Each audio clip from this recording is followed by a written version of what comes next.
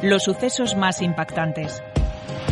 Contados por sus protagonistas, familiares, abogados, testigos, jueces y por aquellos personajes que de un modo u otro han tenido relación con la historia. Asturias Negra, la serie de podcast de sucesos del Comercio.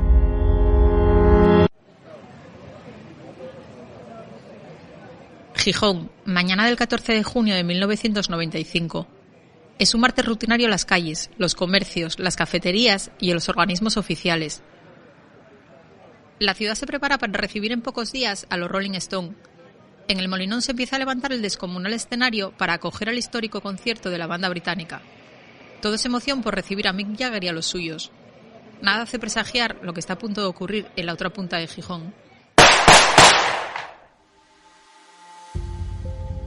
Yo estaba en una cafetería, la cafetería Arcoiris, allí en la calle Prendespando, con un abogado de UGT para tratar unos asuntos de unos polizones, y cuando salimos, un montón de gente allí por donde el juzgado, y ¿qué pasa? Y entonces yo lo dejé a él y fui corriendo allí y ya estaban sacando a Juan Andrés Arroyo Asensio.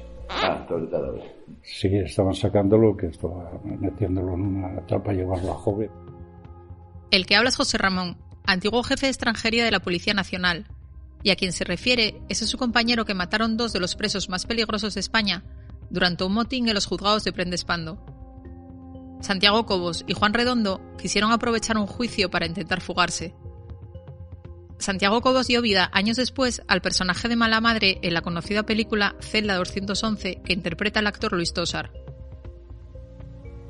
Soy Olaya Suárez, periodista de sucesos del diario El Comercio, y esta es la trágica historia del motín que se cobró la vida de un policía y que dejó herido de gravedad a otro agente.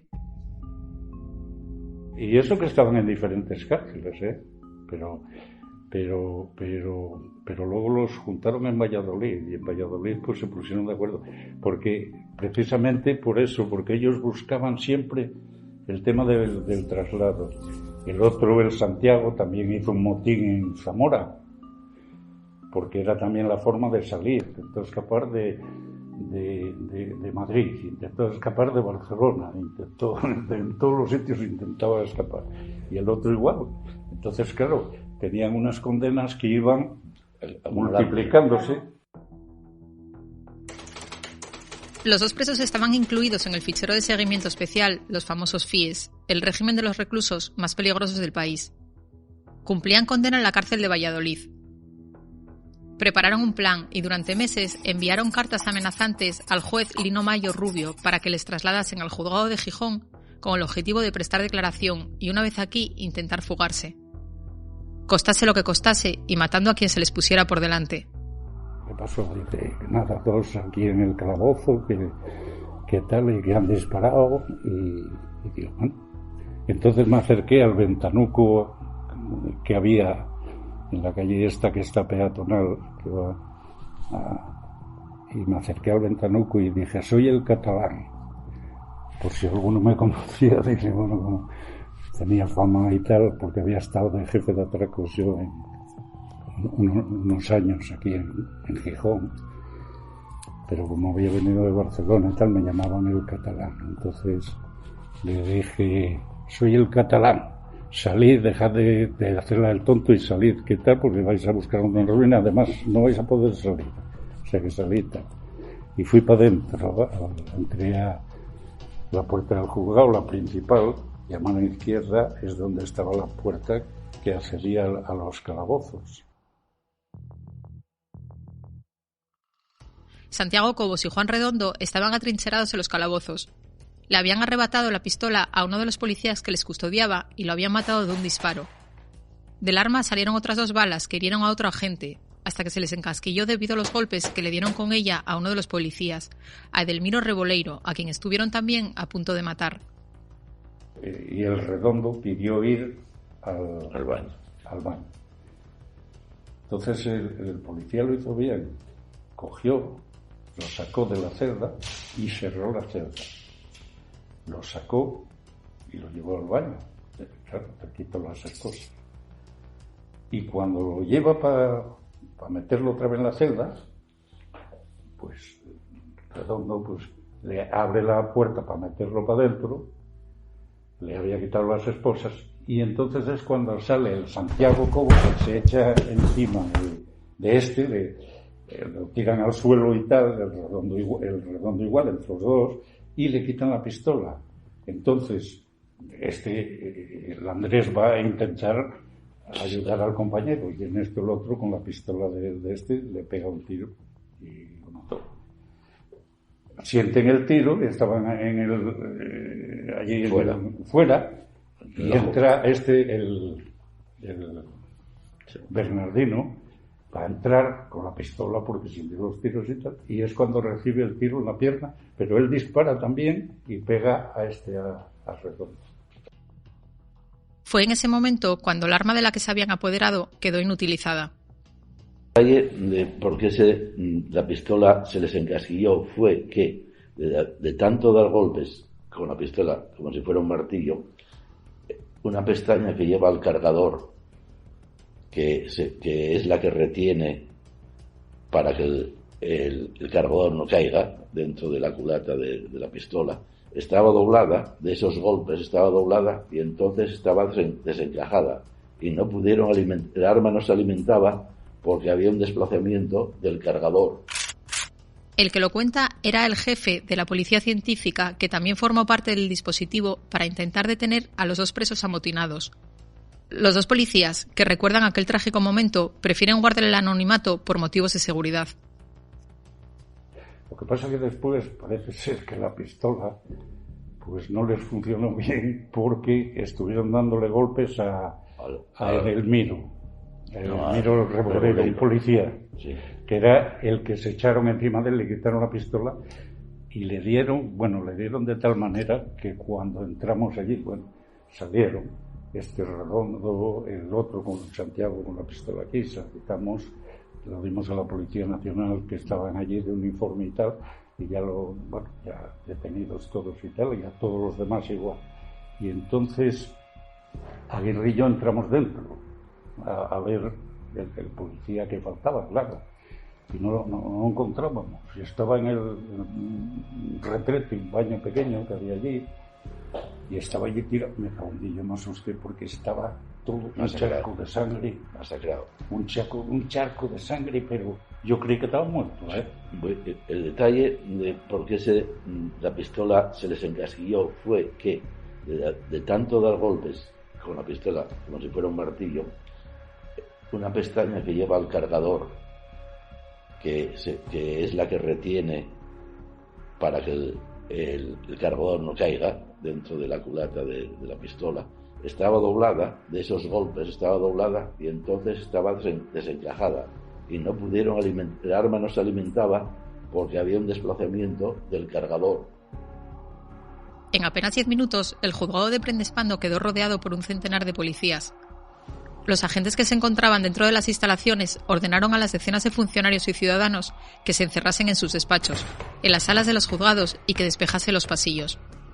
Había policías ahí también detrás por si acaso estos intentaban salir por ahí o salían disparando y se metían por ahí, porque claro, había por todos los lados, o sea, ellos no podían salir porque si salen disparando mueren allí. El periodista Alfonso Roa fue testigo privilegiado de lo que ocurría en el exterior del juzgado. Bueno, lo primero que recuerdo de aquel día es que yo era corresponsal de la agencia EFE en Gijón en aquella época, y estaba trabajando de forma temporal para la Sociedad Mixta de Turismo y Festejos del Ayuntamiento en la producción del concierto de los Rolling Stones, encargado de los temas de comunicación, y estábamos en la Casa Rosada. Yo estaba en un despacho en la segunda planta de la Casa Rosada, que está justo enfrente del juzgado, ¿no? En el lateral del juzgado, en la calle Maternidad.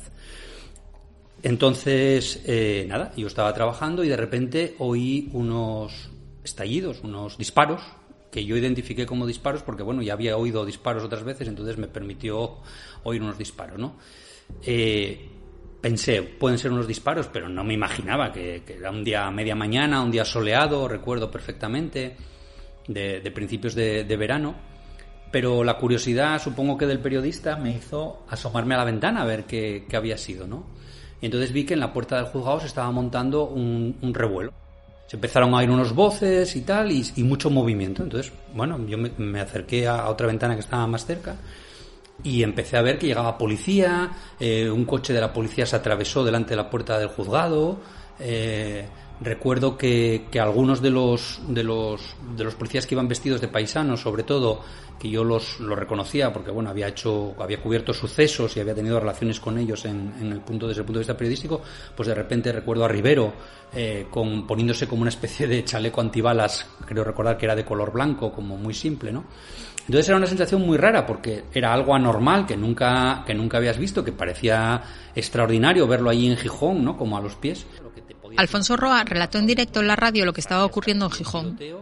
Y que te podías imaginar que debía de haber alguien atrincherado, con o sin rehenes, ya no lo sabías porque la policía estaba bloqueando la puerta de entrada, ¿no?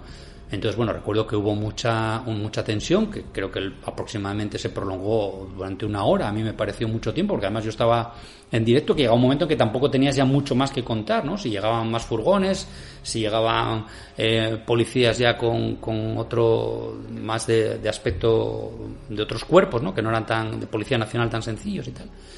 Y luego ya recuerdo lo de las ambulancias, bueno, como un poco todo, ¿no? Pudimos vivir en directo y de viva voz casi esa especie de negociación, no sé si llamarlo así, entre las personas que estaban dentro y las que estaban fuera, porque precisamente se hacía justamente a través de esa comunicación directa a pie de calle, como quien dice, ¿no? Yo no recuerdo ya las frases exactas, pero sí que era con un tono de voz elevado, con las típicas órdenes de déjalo, te estás complicando la vida, bueno, todo este tipo de argumentación para convencerle que depusiera en aquel momento la actitud. Esa negociación entre los policías y los presos amotinados se prolongó durante 1 hora que se hizo eterna. Fuera del juzgado estaba prácticamente toda la plantilla de la comisaría. Dentro, un centenar de personas esperaba con ansia poder escapar de allí. Por aquel entonces, en 1995, nadie tenía teléfono móvil. Las escasas comunicaciones que llegaban del exterior eran por los teléfonos fijos de los despachos. No paraban de sonar. Pero apenas unas pocas llamadas fueron contestadas. Había que dejar las líneas libres para comunicaciones importantes. Después de hablar el jefe de Policía Judicial con ellos, después de hablar yo por el ventanuco, después de salir a Arturo y decir esto, tirad el fusco y salid, pero vamos y tal, porque vais a tener una ruina y además no vais a salir de aquí. Juan Redondo recibió un disparo de un policía que estaba en el hall. Los 2 policías recuerdan cómo los 2 presos acabaron entregándose después de una larga hora de negociación y al ver que no tenían escapatoria. No, pero podían haber escapado, vamos, si no se actúa rápidamente podían haber escapado. Si no está herido uno de ellos, hubieran escapado. Claro. Si no está herido uno de ellos de bala, hubieran escapado porque no tendría problemas. Pero al estar uno de ellos herido... Había muchos nervios, había mucha tensión, había también mucha inconcreción en aquel momento, ¿no? Porque nadie sabía exactamente si había un policía herido, si había un policía muerto, si el herido o el muerto era otro de los detenidos, es decir, no había mucha claridad, ¿no? Pero bueno, más o menos ya al final de la mañana, a eso de 1:00 de la tarde, ya más o menos nos podíamos hacer una idea de que había un preso que, toda la historia, ¿no? Que era muy peligroso y que se había intentado fugar en aquel momento y que había disparado a un policía, que a uno lo había herido, que a otro le había causado la muerte y que se había trincherado hasta que consiguieron reducirle y sacarle por la fuerza. Cuando Santiago Cobos y Juan Redondo se entregaron, los policías pudieron entrar por fin a los calabozos. Allí encontraron una escena dantesca, el cadáver del agente Juan Andrés Arroyo Asensio y a otro compañero, Edelmiro Reboleiro, herido de extrema gravedad. Aguirre y yo entramos dentro a ver el policía que faltaba, claro, y no encontrábamos. Y estaba en el retrete, un baño pequeño que había allí, y estaba allí tirado. Me cago en Dios, me asusté porque estaba todo un charco de sangre. Masacrado. Un charco de sangre, pero yo creí que estaba muerto, ¿eh? El hueso temporal y parietal y todo eso estaban a la vista, estaba el tejido completamente abierto, heridas abiertas de percusión, de los golpes. Juan Andrés Arroyo tenía 48 años y un hijo de 20 que a día de hoy es miembro de las Fuerzas y Cuerpos de Seguridad del Estado. Había nacido en Extremadura y se afincó en Gijón tras casarse con una asturiana. Llevaba 19 años en la policía. Yo ya lo conocí cuando estaba en la comisaría en la calle Celestino Junquera. Era una buena persona, así, alto, muy alto, así, buena persona, muy tranquilo. Y era el conductor de la celular. Era del coche celular en el que llevaban a los... Era el conductor, ¿no? Siempre que muere un compañero te afecta mucho, ¿no? Porque es un poco también la rabia de decir, madre mía, si, ¿no? Piensas que se podía haber evitado de alguna manera o tal, y bueno, pues sufres, claro. Lo peor es la familia. Edelmiro Reboleiro tardó varios meses en recuperarse de las heridas que casi le cuestan la vida. A día de hoy vive ya retirado en su pueblo de Galicia. El trágico episodio dejó conmocionada a la comisaría, pero también a la ciudad de Gijón, una de las más seguras de todo el país. No sé si la palabra consternación a nivel de ciudad lo puede definir, pero sí que a todo el mundo nos dejó un poco como en shock, ¿no? No imaginábamos que podría ocurrir algo así, porque sí que es verdad que en Gijón se habían producido atentados de ETA, se habían producido atentados de los Grapo, cuando la bomba de la Dirección General de Tráfico, o el asesinato de los guardias civiles en la agencia tributaria, en Hacienda en aquel momento, la bomba de los juzgados nuevos, bueno, este tipo de cosas, ¿no? Que también, bueno, pues eran como muy sorprendentes. Los dos presos más peligrosos de España eligieron los juzgados de Gijón precisamente por eso, porque creían que en una ciudad relativamente pequeña y tranquila les sería más fácil fugarse. El motín con resultado de muerte sirvió para cambiar los protocolos de actuación. Se cambió el protocolo de aquella, se cambió el protocolo en el sentido de que a partir de esa fecha dejaban las armas, o sea, no se podía entrar con armas en el clavo. Pero claro, al llevar el arma, pues pasó lo que pasó. Lo que pasa que ahí, en este caso también, estos presos eran peligrosísimos. Pero la policía que los llevaba no sabía que eran tan peligrosos. Presos, como cualquier otro que vienen, que sabes que han pasado todos los controles, que no llevan armas, que no llevan cuchillos, que no llevan nada, y estás tranquilo pensando que pasa que una cosa es lo que piensa el tigre y otra es lo que piensa el cazador. Santiago Cobos y Juan Redondo acumularon una nueva condena de 20 años de cárcel por lo ocurrido en Gijón. Pasarán una década más en el fichero de especial seguimiento, los FIES, aislados en celdas individuales, con 1 hora diaria de salida al patio y sin comunicaciones con el exterior. Una cárcel dentro de la cárcel. Continúan en prisión, cumpliendo condenas acumuladas que superan los 50 años. Sin embargo, ya disfrutan de permisos de salida. A día de hoy, ninguno de los dos ha mostrado su arrepentimiento por haber matado al policía. Se consideran víctimas del sistema. Un sistema con el continuo debate sobre la rehabilitación y la reinserción de los presos.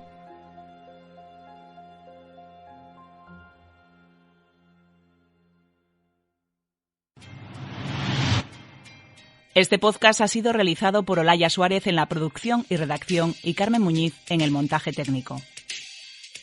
Para escuchar más episodios de Asturias Negra, visita elcomercio.es.